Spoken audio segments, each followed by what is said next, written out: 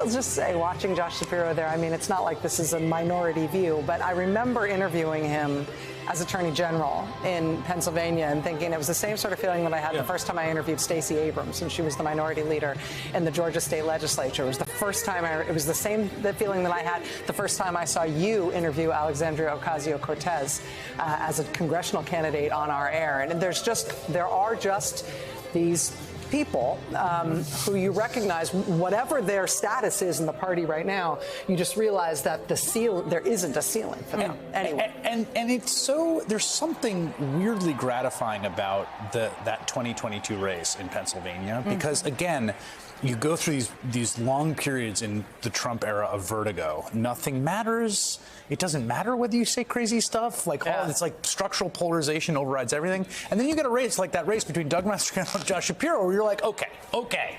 Like, let's run the experiment here. It should really matter that this guy is able to communicate as effectively as he does, has the resume, is able to relate to people, and the guy running against him is so extreme and so poor at those things.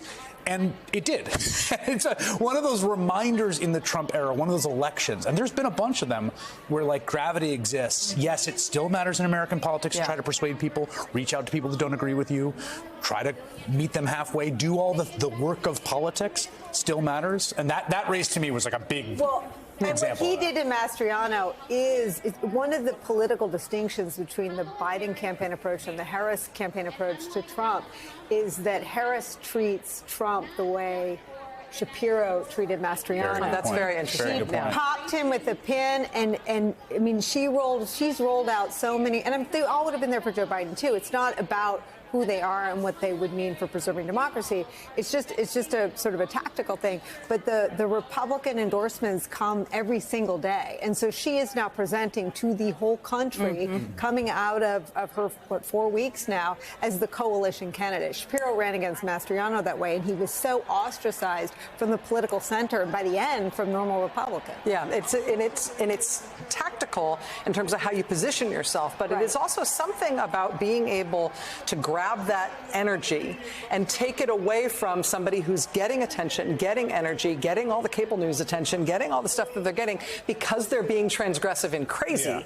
And instead saying, no, we're going to expend our energy and our attention on something that is not crazy, that is practical, and that has cross-party appeal. And it's very hard to do. And you can't necessarily prescribe to somebody how they can do it until you see them do it. But that is what Shapiro did to Mastriano, and it is the way that Harris has punctured Trump in this last few weeks. Yeah, I mean, what's always striking when I watch Shapiro is the thoughtfulness through which he answers questions. You don't exactly know what he's going to say, and you know it's probably not on a DNC talking point email. No offense to the DNC talking point email. He's speaking in a thoughtful, nuanced, everything's not black and white. He doesn't fear answering questions. That's why I always lean in. And some of the people you mentioned, Rachel, have that same quality. And I was sitting there watching him and thinking, I wrote this down. Is that the Doug Burgum of our party? I mean, he was the runner-up, right, for the vice presidential pick, and it just shows you kind of the breadth and the bench of the party.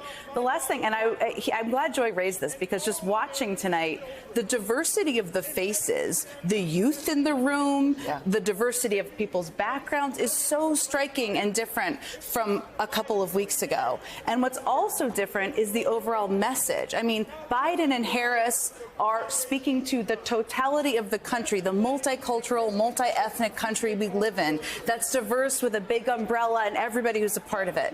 And Trump and Vance speak to a tiny, tiny portion of the public. And that's a striking thing. You look at the room, but I think also in the messages we'll hear.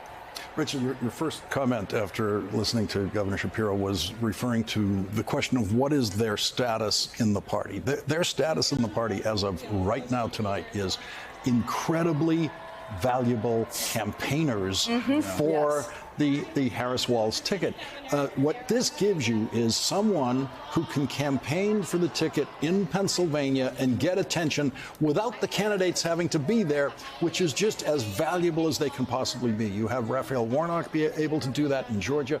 You're going to see all of these people over the course of this week where we're just going to be sitting here thinking, okay, 75 days of that guy campaigning in Pennsylvania or wherever their state is for this ticket. Very powerful. I can't think of a more powerful group of surrogate campaign speakers that the Democrats have had. This Yeah. is really an amazing lineup all across the country. And you think about, it's a very good point. You think about how Josh Shapiro could sell out a room in lots of places other than Pennsylvania as a speaker on behalf of the Democratic campaign, as can Mark Kelly, as can Raphael Warnock, as can Gretchen Whitmer, as can a number of the people who we're going to hear from tonight. They don't have to be on the ticket. They don't have to be out of the cabinet.